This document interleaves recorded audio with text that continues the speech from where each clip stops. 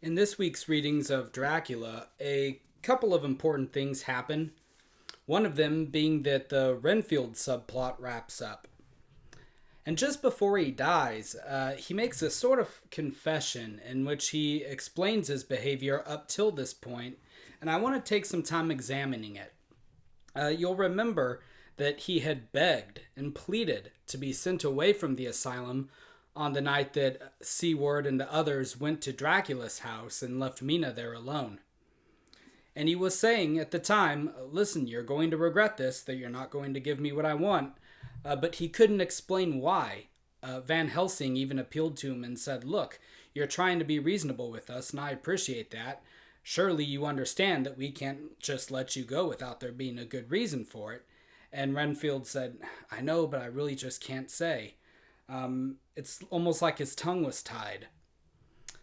Well, it turns out that Dracula was exerting a sort of psychic control over him, rendering him unable to say what he really needed to say. But Renfield knew that Dracula could only come into a place once he's been invited. That's part of the whole vampire abilities and limitations. And he also knew that in Dracula's presence, despite any misgivings that he might have, he would be overawed by his master and invite him into the asylum, even if he didn't really want to. This apparently wasn't the first time that Dracula had visited him. As we could have guessed, Renfield had been the vampire's disciple for a long time now. He's been really just nurturing this idea that Dracula is going to make him into a vampire as well, so that he can live on forever feeding off of the lifeblood of other creatures. This, of course, is a dream come true for someone like Renfield, who has always possessed his zoophagous ideas anyway. But what initially causes him to have misgivings, on the very day before Dracula asks to be invited in, coincidentally, is a chance comment that Seward makes about souls. All this time, Renfield has been just obsessed with consuming life, but he doesn't appear to have ever considered the metaphysical implications of what he's been doing. He's looked at life as a material thing, a beverage he can drink, someone's blood. The blood is the life, is what he said before. He's never stopped to consider that he might also be taking another living creature's soul in the process. Or that, and this is what really frightens him, that those souls might still be inside him in the same way that he believes the life force of that person or creature is still inside of him. And this is something like the awakening of remorse within him. His real insanity always lay in the fact that he was willing for other things to die in order for him to continue living at their expense. But it's almost like he'd closed his eyes to the cost, or hardened his heart. Now, for a brief moment, he thinks about how valuable life is, even if it's not his own, and about how much of a burden of evil it is to extinguish it. We could compare this to a real-life murderer's guilty conscience. The souls of the victims are on that murderer's mind constantly, and they can't stop thinking about them. In the same way, Renfield fears that all of the flies, spiders, and crows and other miscellaneous creatures that he's killed and eaten are going to be ever present with him. He's not going to be able to get rid of them.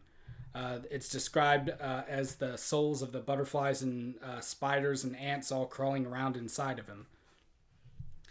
But despite this half change of heart, and he knew this would happen too, he's still completely overawed by Dracula when he comes to the window that night.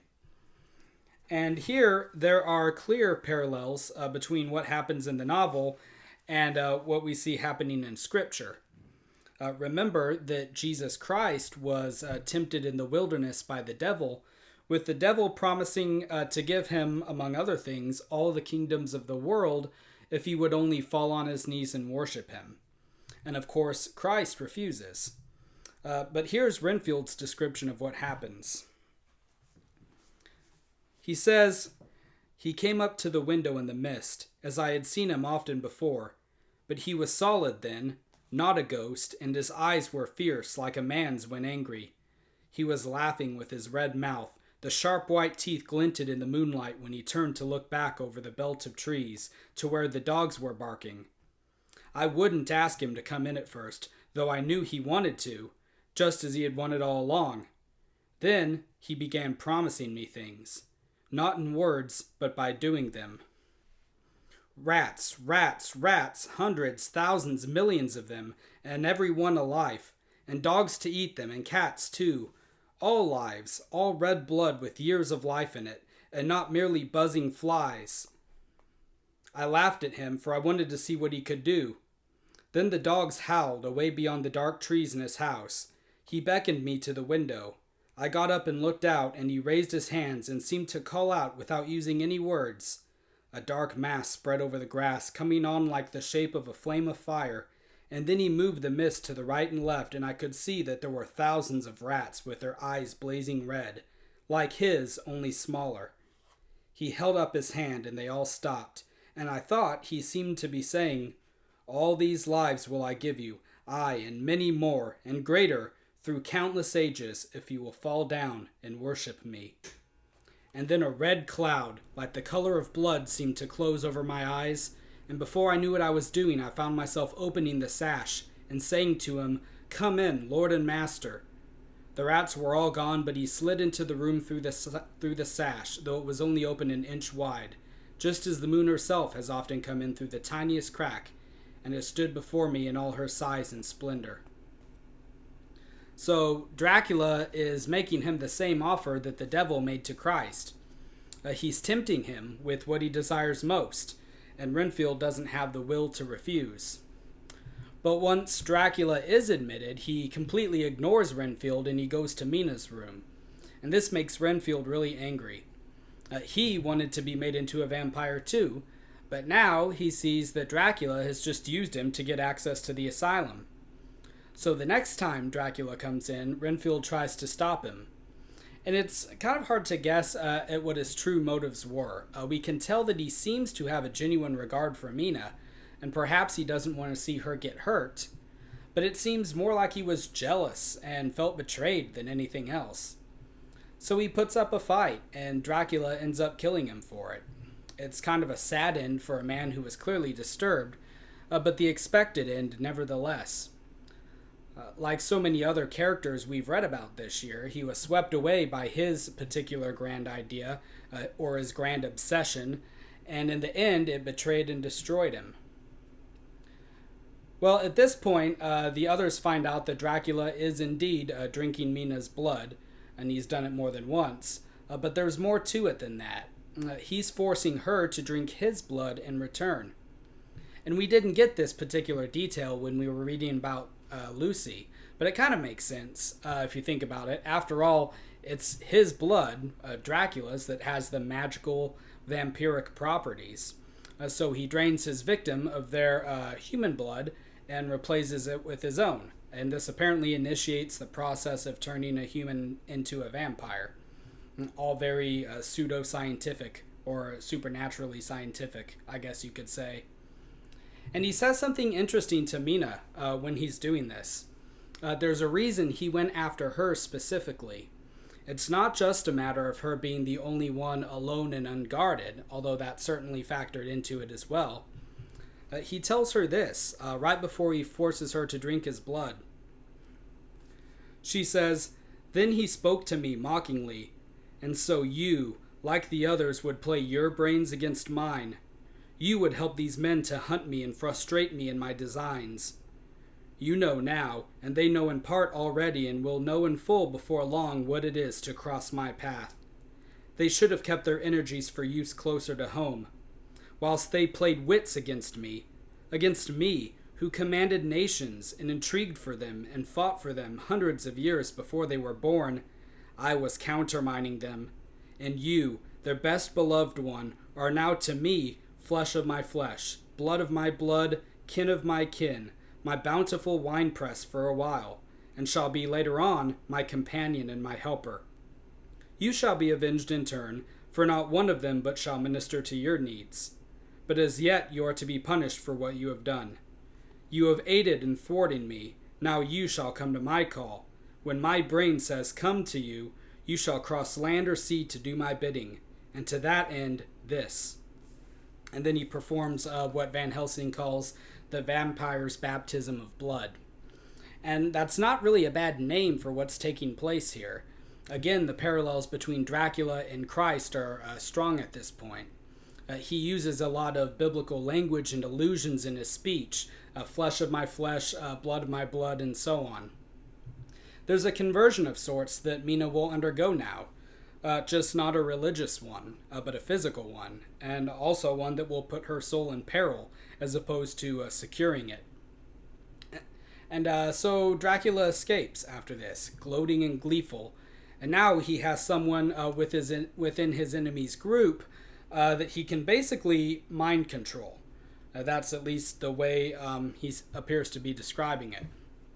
But what he doesn't count on is that the mental link between Mina and himself works both ways.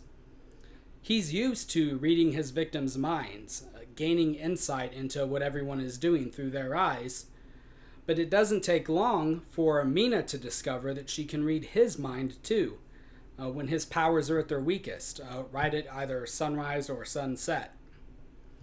And this goes back to what he told Mina in that excerpt that I read to you. He sees Mina as a threat because of her intelligence.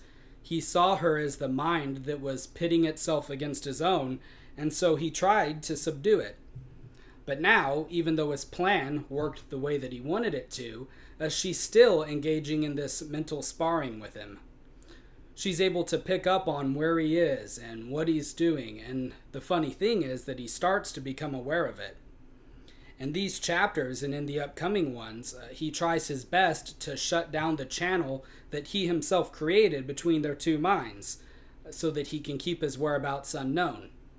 And now there's more need for secrecy than ever before for him, because while all this has been going on with Mina, the others have located and destroyed all but one of the 50 earth boxes that the Count had brought to England with him. If we had thought that 50 was a bit excessive, and it seemed that way to me at first, we were apparently wrong. He couldn't even keep those safe. So now, with his one box remaining to him, he just cuts his losses and he flees. Even though, as Van Helsing mentions, he fears that he will still come back, the Count will still come back, from the research that he's conducted on the Count's personality. He says this about him. Nay, in himself he is not one to retire and stay afar. In his life, his living life, he go over the Turkey frontier and attack his enemy on his own ground. He be beaten back, but did he stay? No. He come again, and again, and again. Look at his persistence and endurance. With the child brain that was to him, he have long since conceived the idea of coming to a great city. What does he do? He find out the place of all the world most of promise for him. Then he deliberately set himself down to prepare for the task. He find in patience just how is his strength, and what are his powers. He study new tongues. He learn new social life, new environment of old ways, the politic, the law, the finance, the science, the habit of a new land and a new people who have come to be since he was. His glimpse that he have had, whet his appetite only, and enkeen his desire. Nay, it help him to grow as to his brain, for it all proved to him how right he was at the first in his surmises. He have done this alone, all alone, from a ruined tomb in a forgotten land. What more may he not do when the greater world of thought is open to him? He that can smile at death as we know him, who can flourish in the midst of diseases that kill off whole peoples. Oh, if such an one was to come from God and not the devil, what a force for good might he be in this old world of ours. But we are pledged to set the world free. Our toil must be in silence and our efforts all in secret, for in this enlightened age, when men believe not even what they see, the doubting of wise men would be his greatest strength. It would be at once his sheath and his armor, and his weapons to destroy us, his enemies, who are willing to peril even our own souls for the safety of one we love, for the good of mankind, and for the honor and glory of God. So Van Helsing has figured out that right now, Dracula's only plans for the immediate future have to do with escaping. He's spent all of these decades, these centuries, preparing for this big move, and he's immediately thwarted, and so he's running away for right now, but he fears that he'll come back in the future. But of course, that's not the only problem that they have. They can't just let him go back to his castle in Transylvania, revel in their triumph, and say, well, this will be some future generation's problem. Mina is infected now. She's slowly transforming into a vampire herself. And even if it happened at a slow rate, even if she lived for another 50 years or so, she would still become a vampire after she died. And the only way to stop this from happening is to kill the vampire whose blood she drank. And this revelation by Van Helsing does two things. It heightens the suspense, for one, because it's always scarier to have to go seek out the thing that frightens you on your own, out of your own volition. Anyone can run away from something terrible, but the safety lies in the act itself. Running away, the farther you go, the safer you feel. Putting as much distance between you and the scary thing as possible. It's much, much worse to have to move toward the scary thing, right? To confront it and to know that there's no way to a happy ending unless you confront it, unless you see it at its worst. So it heightens the suspense both for the characters and for us, the readers. Another thing that this revelation does is change the relationship between the protagonists and the antagonists. Before, as we've talked about in past lectures, this was a novel set up in the genre of invasion literature. The characters were on the defensive, boarding up windows and setting a guard to keep the enemy out. Now, the protagonists are on the attack. So with these latter chapters, there's more of a flavor of adventure novels or quest novels than there was earlier. There are a lot of references made throughout to fox hunting, which was sort of the traditional English sport from the 16th century all the way up until a couple of decades ago. It was seen as something of an aristocratic activity to partake in, which is why Arthur Holmwood seems to have a background in it, and why he has terriers at his beck and call. And really, the exhilarating nature of a hunt or of a chase seems to be the chord that Bram Stoker is trying to strike here as well. They're hunting down Dracula, just like they would a fox or a boar, or a tiger, like Van Helsing mentions earlier. But of course, he's much more dangerous than any of those. And so for next time, we'll finish up reading Dracula, and in these last few chapters, we'll see what the result of this grand hunt across the continent is. So we'll talk about that then, and thanks for watching.